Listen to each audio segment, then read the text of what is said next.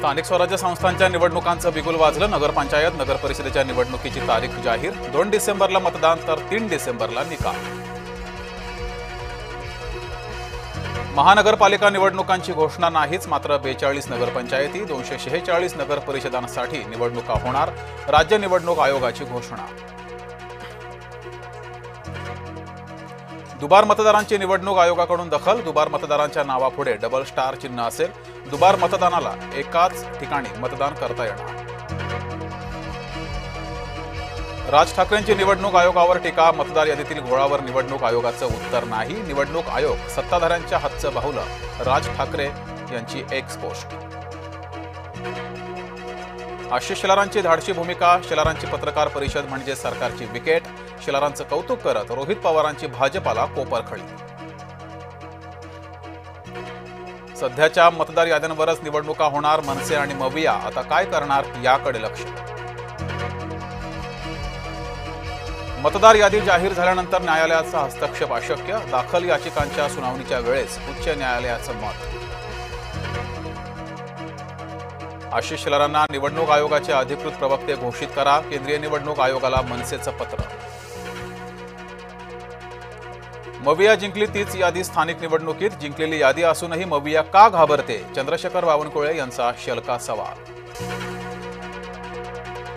मुख्यमंत्र्यांचा war room बैठकीत रुद्रावतार। 5 वर्षांची वेळ मागू नका। कंत्राटदारांवर संतापले। 2.5 वर्षात प्रकल्प पूर्ण करण्याचे निर्देश। महायुतीतले मंत्रीच धार्मिक तेढ निर्माण करतायत। शरद पवारांचा सरकारवर थेट आरोप। महाराष्ट्र केसरी सिकंदर शेखला जामीन मंजूर। पंजाबमधील शस्त्र तस्करी प्रकरणी झाली होती अटक। सिकंदर शेखसह 4 जणांना झाली होती अटक। सिकंदर शेखला जामीन, इतर 3घांचा जामीन नाकारला। मराठ्यांचा कल ओबीसी आरक्षणातून प्रवेशाकडे। आर्थिक मागास प्रवर्गातून मराठ्यांना प्रवेशाला अडचणी।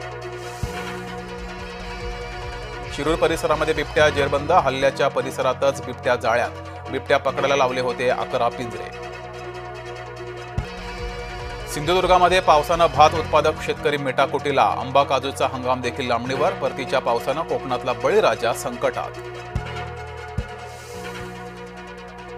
सिंधुदुर्गामध्ये खड्ड्यांवरून ठाकरेगड आक्रमक। कुडाळ मालवण मार्गावर ठाकरे गटाचं आंदोलन। वैभव नाईक यांच्या नेतृत्वात बैलगाडी आंदोलन।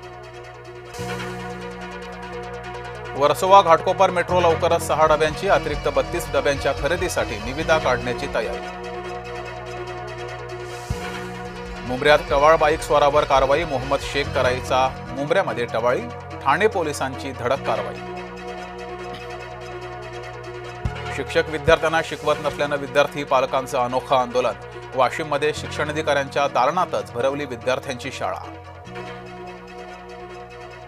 कानपूरमधील पोलीस उपअधीक्षक ऋषिकांत शुक्ला निलंबित। 10 वर्षात 200 ते 300 कोटींची जमवली संपत्ती। 1-2 नव्हे तब्बल 12 भूखंड, 11 दुकानांची माया। छत्तीसगडमध्ये विहिरीत पडलेल्या 4 हत्तींना वाचवण्यात यश। जेसीबीच्या सहाय्यानं हत्तींना वाचवलं। बालोदा बाजार जिल्ह्यातील घटना। छत्तीसगडमध्ये ट्रेन मालगाडीला धडकल्यानं रेल्वे अपघात। अपघातात 6 प्रवाशांचा मृत्यू, 12हून अधिक जखमी। अपघातात ओव्हरहेड वायर आणि सिग्नल सिस्टमचे मोठं नुकसान। कॅनडाचा भारतीय विद्यार्थ्यांना मोठा धक्का। ऑगस्टमध्ये विद्यार्थ्यांचे 47% विद्यार्थी व्हिसा नाकारले।